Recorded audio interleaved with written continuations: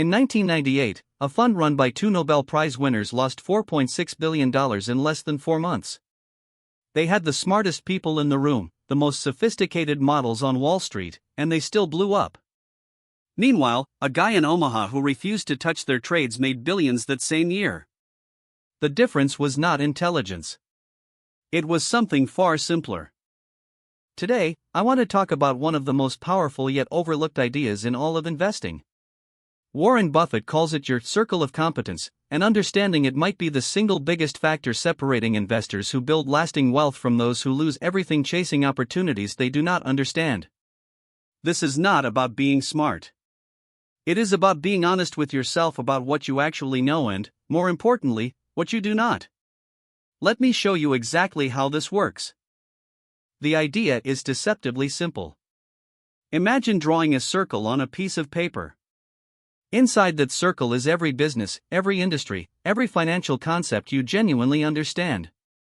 Not surface-level familiarity. Deep understanding. You know how the company makes money, what could disrupt it, what the competitive landscape looks like, and what a reasonable price for the business would be. Buffett first described this in his 1996 letter to Berkshire Hathaway shareholders. He wrote, "What an investor needs is the ability to correctly evaluate selected businesses." Note that word selected. You do not have to be an expert on every company, or even many. You only have to be able to evaluate companies within your circle of competence. The size of that circle is not very important. Knowing its boundaries, however, is vital. That last part is the key. It is not about how much you know. It is about knowing where your knowledge ends. Charlie Munger put it even more bluntly. He said, "If you play games where other people have the aptitudes and you do not, you are going to lose." Think of it like surgery. A world-class heart surgeon does not walk into the operating room and say, "Let me try brain surgery today."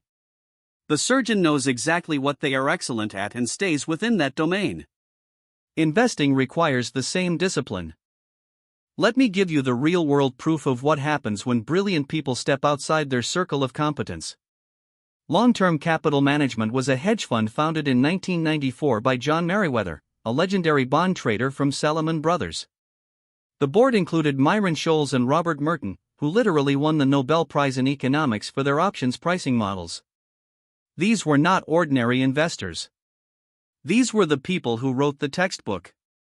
For the first few years, LTCM generated extraordinary returns, averaging over 40% annually before fees in 1995 and 1996. Their models were built on decades of historical bond market data. But in 1998, when Russia defaulted on its government debt, the models broke. The correlations they had relied on fell apart. In less than 4 months, LTCM lost $4.6 billion. The Federal Reserve had to coordinate a bailout involving 14 major banks because the fund was so leveraged that its collapse threatened the entire financial system.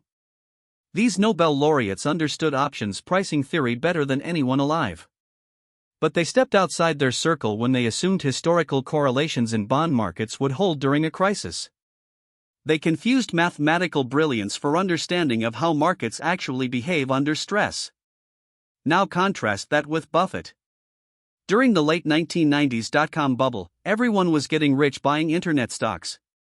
Berkshire Hathaway's stock dropped 44% from June 1998 to March 2000 because Buffett refused to invest in technology companies. Barron's famously ran a cover story in late 1999 asking, "What's wrong, Warren?" His response was simple. He said he did not understand how these businesses would make money in 10 years, so he would not invest in them. He stayed inside his circle. When the Nasdaq crashed 78% from its March 2000 peak to its October 2002 trough, wiping out $5 trillion in market value, Buffett looked like a genius. But he was not predicting the crash. He was simply refusing to pretend he understood something he did not. Now, here is the part most people miss. Your circle of competence is not fixed. It can grow. But it grows slowly, through deliberate study and experience, not through a weekend of YouTube videos. The best example is Buffett himself and technology. For decades, he avoided tech completely. He was close friends with Bill Gates starting in 1991 but still would not buy Microsoft because he said he could not predict its competitive position in 10 years. But Buffett did not stop learning. He studied how consumer behavior was changing. He watched how certain technology companies built switching costs and ecosystems that locked customers in. And in early 2016, Berkshire Hathaway started buying Apple stock. Over the next 2 years, Berkshire accumulated roughly 1 billion shares at an average cost of about $35 per share, investing approximately $36 billion total. But here is the critical insight. Buffett did not buy Apple as a technology investment. He bought it as a consumer products company. He understood brand loyalty, ecosystem lock-in, and pricing power. Those were concepts firmly inside his circle. He just recognized that Apple was expressing those qualities through technology. And here is the flip side. In 2011, Buffett started buying IBM, investing about $10.7 billion over several years. By 2017, he had sold nearly the entire position at a loss. He later admitted IBM was a mistake because he had misjudged the competitive dynamics of enterprise technology services. Even Buffett gets burned when he steps to the edge of his circle. The lesson is not to never expand your circle. It is to expand it honestly, one company and one industry at a time, and to admit quickly when you have overstepped. So how do you actually apply this? Here is a practical framework. Take a piece of paper and draw 3 columns. Column 1, businesses and industries you genuinely understand. Where you could explain the business model, the competitive threats, and a rough valuation to a stranger without looking anything up. This is where you invest. Column 2, areas you are actively studying. You are reading the annual reports, following the industry, and building knowledge. This is where you paper trade or invest only small amounts as you learn. Column 3, everything else. This is where you simply say, I do not know, and you stay away. No shame in it. Buffett has said dozens of times that he does not understand most businesses, and he is worth over $130 billion. The most dangerous column is not the third one. It is the space between column 1 and column 2, where you think you understand something but you actually do not. That is where the real losses happen. Peter Lynch called it diversification, when investors spread their money across businesses they do not understand just to feel diversified. The honest investor asks 3 questions before every investment. 1. Can I explain how this company will make money 5 years from now? 2. Do I understand what could go wrong? 3. Can I roughly estimate what this business is worth? If the answer to any of those is no, it is outside your circle. Move on. There are thousands of stocks. You only need a few great ideas within your circle to build extraordinary wealth over a lifetime.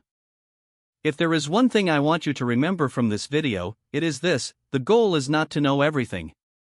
The goal is to act only on what you truly understand. Every dollar you invest outside your circle of competence is a bet, not an investment. And the stock market is very good at punishing people who confuse the two. Draw your circle.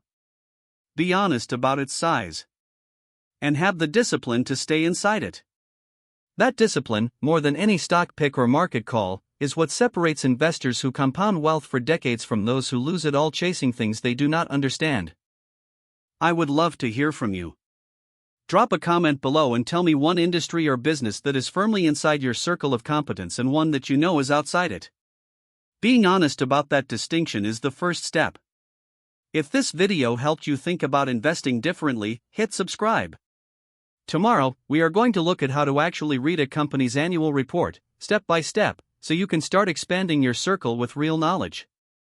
I will see you then.